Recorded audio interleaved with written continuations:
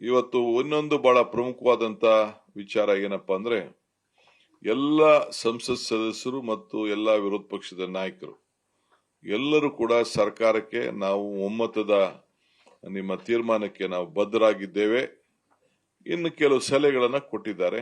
ಆ ಸಲಹೆಗಳನ್ನು ನಾನು ಕಾನೂನಿನ ಚೌಕಟ್ಟಿನಲ್ಲಿ ನಮ್ಮ ಹಿರಿಯರ ತಜ್ಞರು ಮತ್ತು ನಮ್ಮ ಲೀಗಲ್ ಟೀಮ್ ಹತ್ರ ಚರ್ಚೆ ಮಾಡಿ ಮತ್ತು ನನ್ನ ಸಹೋದ್ಯೋಗಿಗಳ ಹತ್ರ ಯಾರು ಮಿನಿಸ್ಟರ್ಸ್ ಇದಕ್ಕೆಲ್ಲ ಸಂಬಂಧಪಟ್ಟವರು ಇದ್ದಾರೆ, ಪವರ್ ಇರ್ಬೋದು, ಇರಿಗೇಷನ್ ಇರ್ಬೋದು, ಡೆಪ್ಟಿ ಸಿಎಂ ಇರ್ಬೋದು, ರೆವಿನ್ಯೂ ಇರ್ಬೋದು, ಯಾರ್ಯಾರು ಆ ಭಾಗದಿಂದ ಪ್ರತಿನಿಧಿಸ್ತಾರೆ ಅವರೆಲ್ಲರೂ ಕೂಡ ಅವರ ಅನುಭವದ ಮೇರೆಗೆ ಚರ್ಚೆ ಮಾಡಿ ಕೆಲವು ಅಭಿಪ್ರಾಯಕ್ಕೆ ನಾನು ಬರೋನಿದ್ದೇನೆ.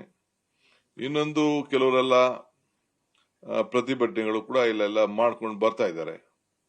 ಆದ್ರೆ ಪ್ರಕೃತಿ ಕೂಡ ಇವತ್ತು ನಮಗೆ ಸಹಾಯ ಮಾಡಿದೆ. ದೇವರ ಕೃಪೆ ವರ್ಣ ನಮಗೆ ಇವತ್ತು ಸ್ವಲ್ಪ ಶಾಂತಿ ವಾತಾವರಣ ನಿರ್ಮಾಣ ಆಗಿದೆ.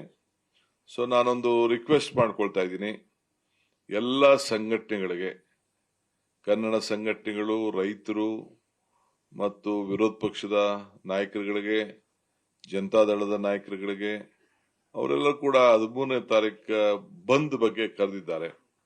ಬಿಜೆಪಿಯವರೇನು ಅದಕ್ಕೇನು ನಿನ್ನೆ ಹೋಗಿ ಡ್ಯಾಮ್ ಮುತ್ತಿಗೆ ಹಾಕ್ಲಿಕ್ಕೆ ಪ್ರಯತ್ನ ಮಾಡಿದ್ರು. ಆಮೇಲೆ ಕೊನೆಗೆ ಅವ್ರಿಗೆ ವಿಚಾರ ಅರ್ಥ ಆಯ್ತು, ಅವರು ಕೂಡ ದೇವರಲ್ಲಿ ಹೋಗಿ ಪ್ರಾರ್ಥನೆ ಮಾಡಿದ್ದಾರೆ. ಸೊ ಇವತ್ತು JDSನವರು ಇವತ್ತು ಬೆಳಗ್ಗೆ ಬೆಂಬಲ ಕೊಟ್ಟರು ಅಂತ ಹೇಳಿ ನನಗೆ ಮಾಹಿತಿ ಬಂದಿದೆ. ನಾನು ಎಲ್ಲರಿಗೂ ಕೂಡ ರಿಕ್ವೆಸ್ಟ್ ಮಾಡ್ತೇನೆ, ಎಲ್ಲ ನನ್ನ ಕನ್ನಡ ಸಂಘಟನೆಯವ್ರ ಹತ್ರ ನಾನು ಮಾತಾಡ್ತೇನೆ, ನಾನೇ ಖುದ್ದಾಗಿ ಮಾತಾಡ್ತೇನೆ, ಕೆಲವರು ನಮ್ಮ ಮಂತ್ರಿಗಳು ಕೂಡ ಮಾತಾಡ್ತಾರೆ. ದಯವಿಟ್ಟು ಇದಕ್ಕೆ ಅವಕಾಶ ಕೊಡೋದು ಬೇಡ. ಈ ಬಂದ್ನಿಂದ ನಿಮ್ಗೇನು ಪ್ರಯೋಜನ ಆಗುವುದಿಲ್ಲ. ಆಲ್ ಪಾರ್ಟಿ ಮೀಟಿಂಗ್ ಅಲ್ಲೂ ಕೂಡ ಈ ತೀರ್ಮಾನ ಬಂದಿದೆ.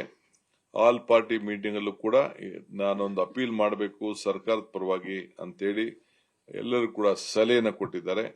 ಆ ಸಲಹೆ ಮೇರೆಗೆ ನಾನು ಎಲ್ಲರೂ ಕೂಡ ನಿಮ್ಗೆ ಬಂದಿಂದ, ಯಾಕೆಂದ್ರೆ ನಾವು ಏನು ಪ್ರಯೋಜನ ಆಗುವುದಿಲ್ಲ.